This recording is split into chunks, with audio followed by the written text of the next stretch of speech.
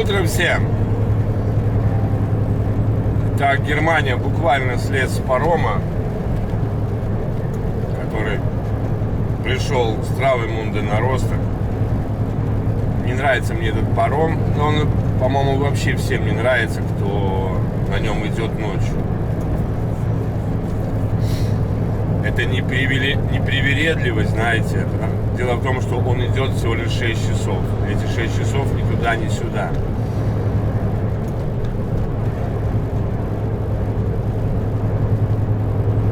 Одно дело там в течение рабочего дня бы он шел 6 часов, а когда у тебя отдых и это прерывается, 6 часов на паром. Объясню ситуацию. Даже вплоть до того, я зачекинился. Заехал в порт, встал в эту, в линию перед посадкой. Отстоял 3 часа. И знаете, тут начинается движение на линии, и ты становишься. Просто конкретно становишься, потому что загрузка идет на нижнюю палубу, идут трейлера, и по этой причине ты теряешь время. Но я пошел немножко на риск. Тут надо головой думать так. Как мы знаем, на паромах, да, 2 стульчика, 2 кроватки можно поставить. Но это при том условии, что у вас было вождение и молоточки.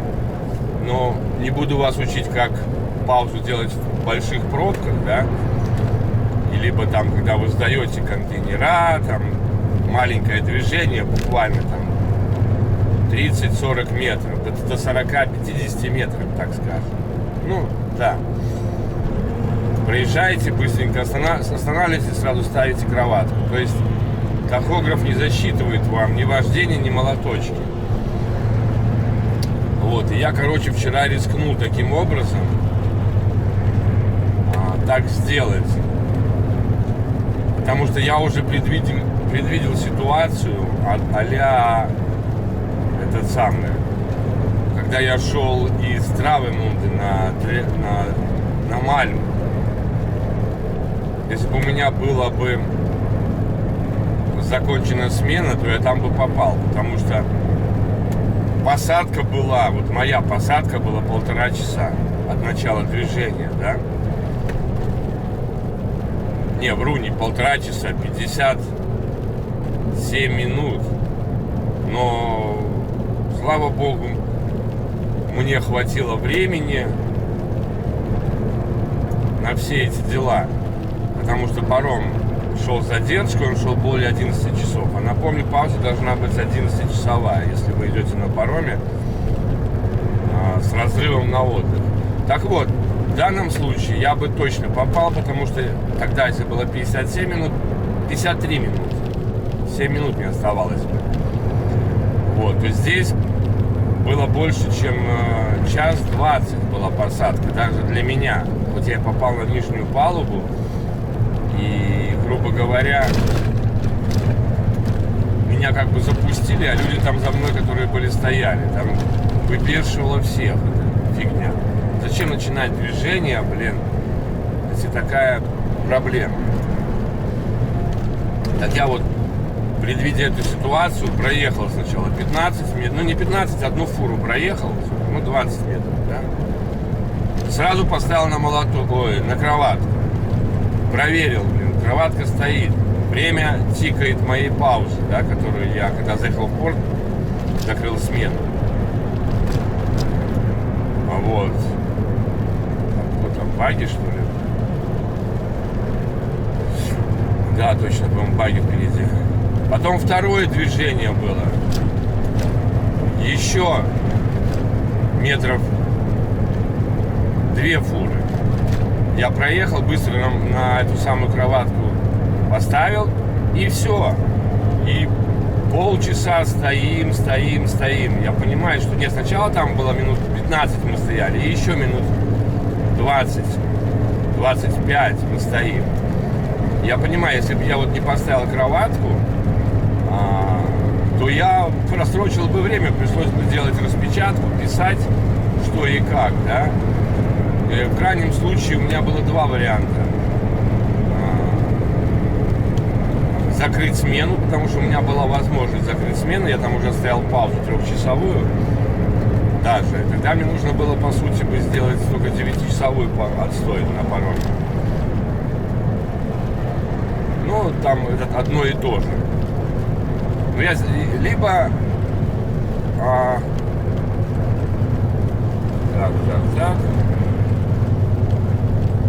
либо закрыть смену с заездом на паром. Или какой первый вариант я сказал?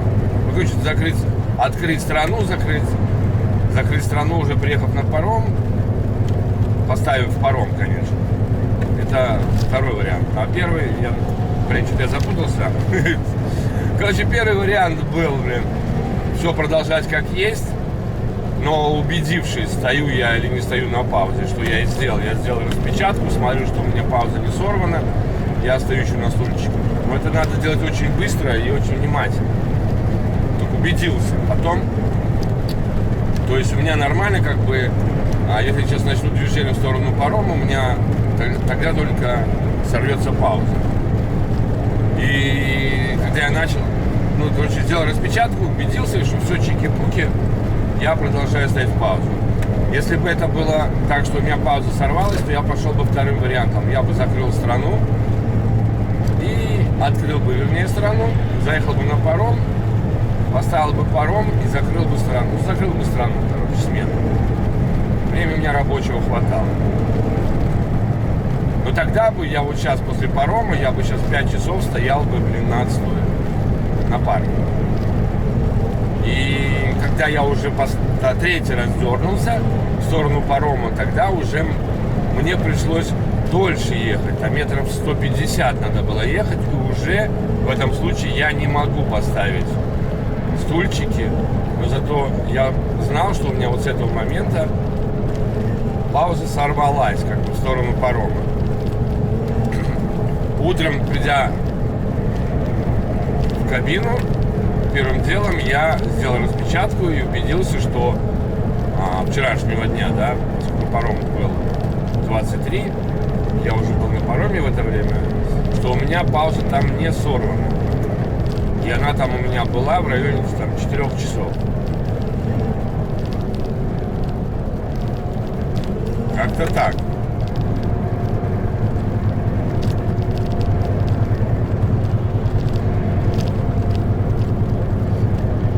Поэтому, этот паром 6-часовой я не люблю вообще. Сам паром, каюты здесь, простые каюты, но без этого самого, без телевизора. Зато есть Wi-Fi в коридоре. На прошлом пароме даже этого не было, был телевизор. 6 часов, сами понимаете, это не до этого. Лег, уснул и уже тебя разбудили. Так что вот так, ладненько. Едем. Далекие края. Ну и лишний раз, чтобы убедиться, тахограф не ругается, что я не достоял паузу. Так скажем. Погода не ахти в Германии, дождь.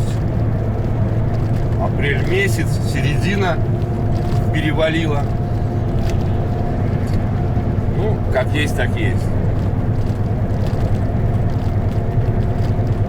Выгрузка у меня еще 350 километров.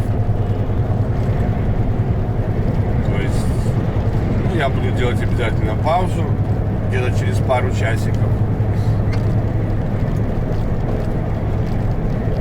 Показывает, что я по местному времени буду где-то к 12. А выгрузка у меня до 2. Загрузил я эту бумагу в рулонах. Эти большие рулоны. Тоже скажу вам, загрузка была такая, офигеть. Сначала приехал на место загрузки, пошел, нашел. За загрузку, фирма прямо в порту Мальма. Пока разобрался, в этот порт заехал. Передо мной шел коллега, он как я шел. И, блин, я за ним просто, знаете, не смотрел на знаки, пошел за ним. А он, блин, потерялся в дороге и, короче, выехали мы, грубо говоря, из порта. Встали опять в эту, как ее называется, елку. Я так понял, что он ошибся, смотрю, там эти местные, я вижу там название этого фабрики, куда мне надо, складов этих, куда мне надо прийти. Спрашиваю, там шведы подъехали к воротам, я спрашиваю, мне сюда надо как попасть, через эти ворота? Он говорит, да, через эти. Я развернулся, подъезжаю к воротам, а они, блин, я вижу, что они не откроются, там какие-то телефоны, диспетчеров, то есть 5-10. А на заезде написано было, что Autogate, да, на эту фабрику. Блин, я понимаю, вижу, что другие коллеги едут там вокруг и попадают на эту фабрику. Ну, я по второму кругу, короче, поехал к основному гейту. Меня пропустил, я не повернул уже направо, на разворот, как коллега, а поехал на следующие ворота, они тоже автоматически открылись. О, этого, по-моему, остановили, блин. Кто это? Немец. Его остановили или меня будут останавливать? Не знаю. Посмотрим.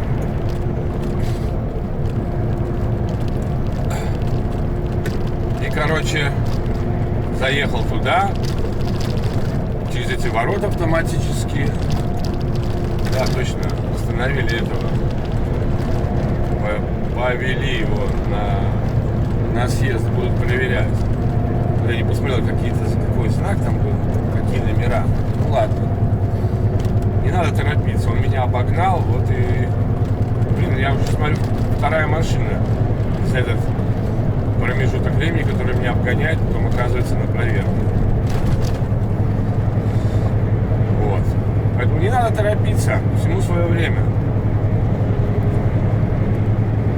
Зато смотрите, порт где и где уже проверка. Если я говорил, что там обычно 150 километров от порта, да, часто стоят, вот буквально.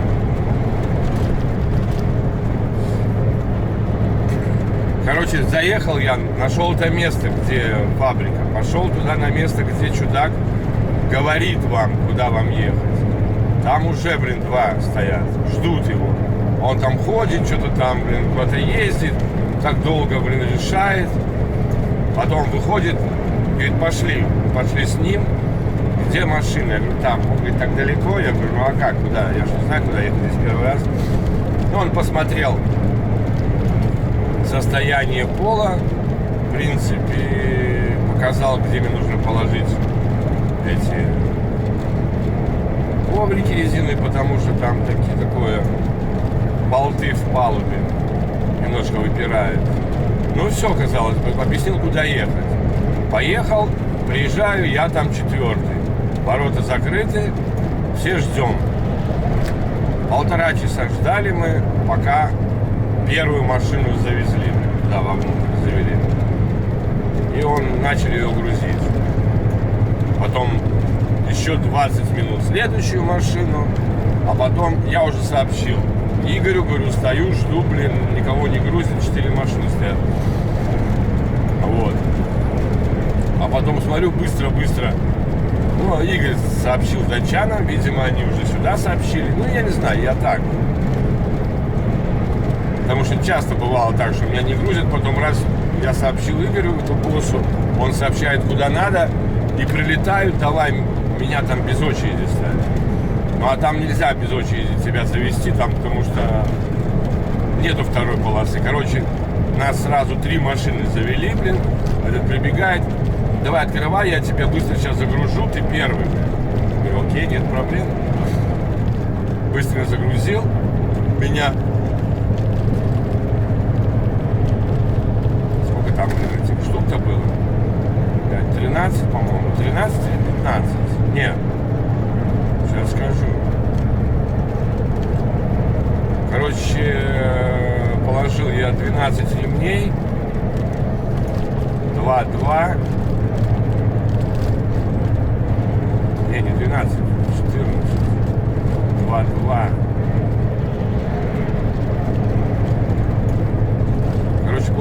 5 по 2 в стопке и 2 по 1. 12 получается, что ли? 12, короче, рулонов. Ну, первый и последний крест-накрест, даже одиночки, а также верхний крест-накрест, который был второй и предпоследний, потому что они там двоярусные, тоже крест-накрест. Ладно, это я потом выехал, закрепился, пошел за документами, и опять даже канитель. Елки-палки, он так долго там что-то распечатывает, ходит, блин, короче, я очень много времени потратил, я понимаю, что, а знаю, что 6 часов паром идет, что мне может не хватить по времени. Но вроде как хватило. Приехал, быстренько пошел. Пока там сразу закрыл в порту смену, думал, блин, еще нельзя в порт заезжать. Вот. Но пошел, зачекинился, она говорит, да, можешь сразу заехать. Я вновь открыл смену, поехал в порт, и уже в порту, там, в 19:37 я закрыл смену. Вот. Уже съезжая с порта, я уже мог, считайте, начинать, если бы у меня не было перерывчика, в 6:37 по местному, по моему времени. Ну, начал в 7:27 по моему времени. То есть 15 минут вот эти, которые я в итоге только на заезд потратил, у меня как раз уложились, то есть 11-часовая пауза у меня получилась. Фу, вот так рассказал. Если что-то непонятно, скажу коротко. Приехал в порт 18:32 по моему времени. Закрыл смену, пошел на чекин, потом открыл смену, заехал в порт и закрыл смену в 19:37 по моему времени. Заехал на паром и сегодня открыл смену в 7:27. То есть 50 минут получилось, как бы 11 часов 50 минут пауза, но отнять там 15 минут, которые я потратил в итоге на правильный заезд, да, по тахографу. То есть у меня все в порядке. Пауза завершена более 11 часов, не менее 11 часов. Ой, такая вот арифметика. Ну ладно, let's go, погнали.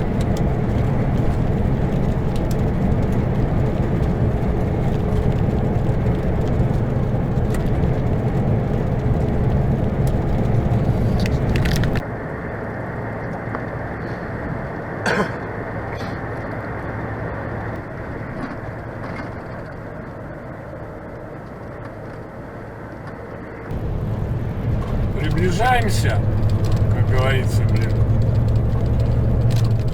6 километров осталось. Как там называется компания? Great View Aesthetic.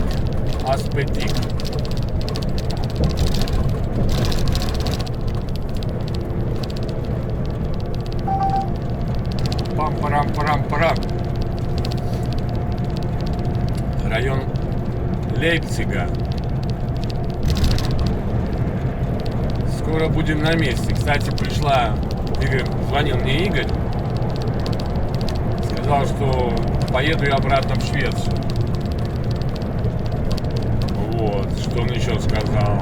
Поэтому надо будет в Германии заехать на заправочку. Я спросил, а какой паром? Он говорит, Росток. Я говорю, смотри, Росток 6 часов паром. Я стартанул 7:30 по нашему. Если я до 7:30 не приеду в порт, я не могу идти на этот паром, потому что он разрывной. 6 часов идет паром, и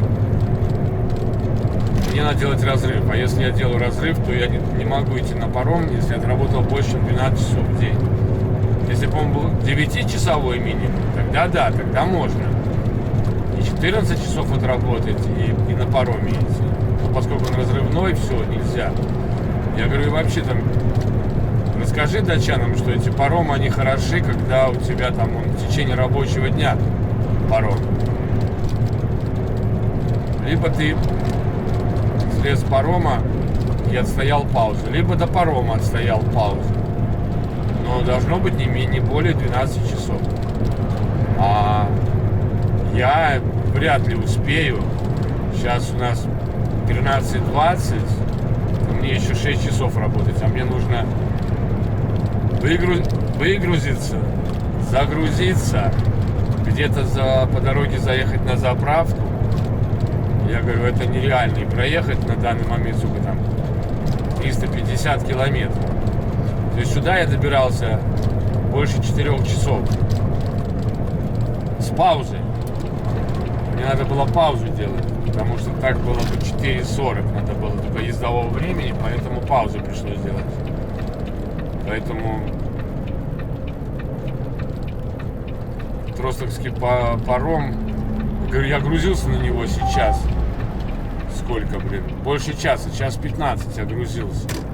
Хорошо, у меня были варианты, я о них рассказал вам в начале этого видео. Беда, говорит, я передам это датчанам, чтобы они были в курсе.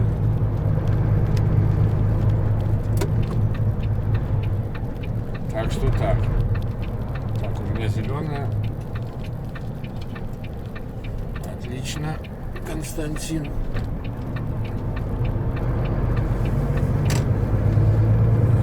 Там 2 километра осталось.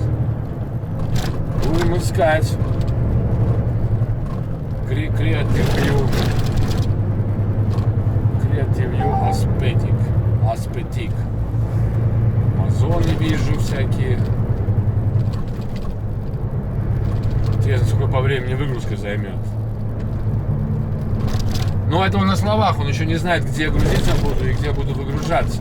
Только сказал, по-моему, 77-й регион Швеции, но это дальше, чем я был. Поэтому фиг его знает, что и как. Сейчас нам налево показывает.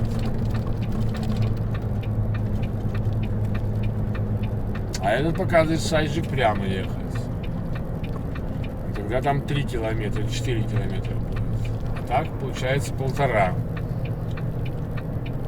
Спетик. Будем искать. С перламутровыми пуговицами. Стар парк, понятно.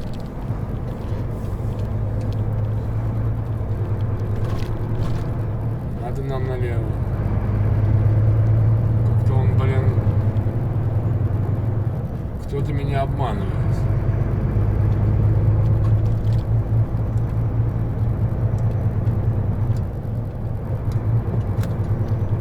Зачем налево, Это ведет какими-то тропами неправильно. Ну, посмотрим, кто был прав. Шафлер.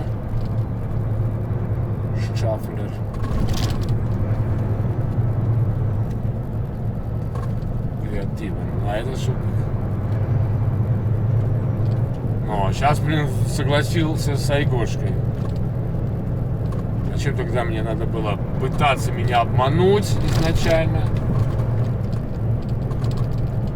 Шафлер. Ну, не Шафлер, но креатив. Это, наверное, дальше.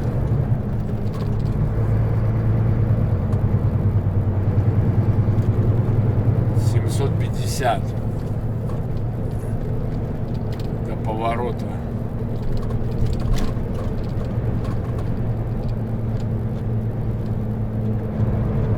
Тот, что ли?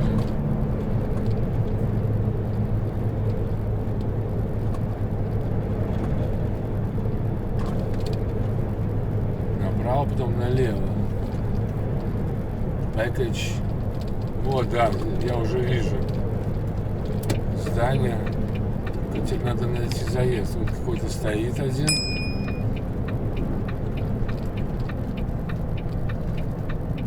Типа здесь? Да, вот здесь.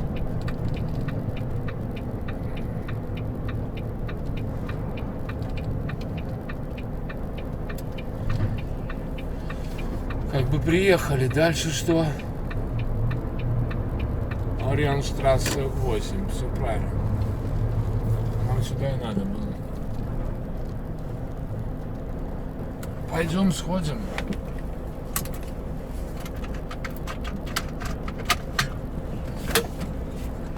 С накладными.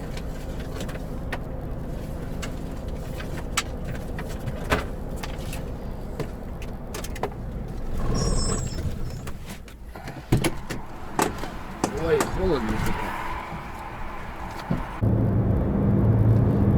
Поехали. Рампа 25-я. Все security, щузи.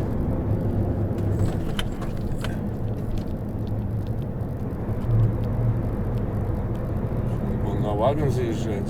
Что не заметил.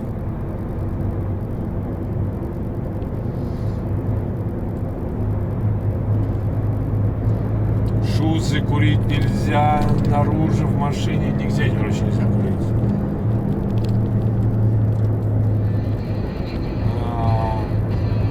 Где раскрепляться?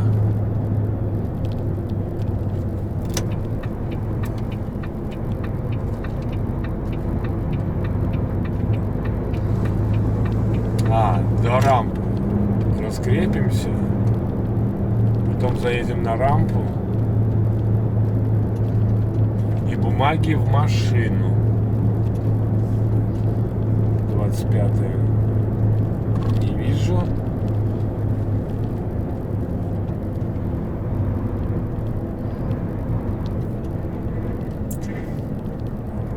А 25-я вон там. За этим мальчиком.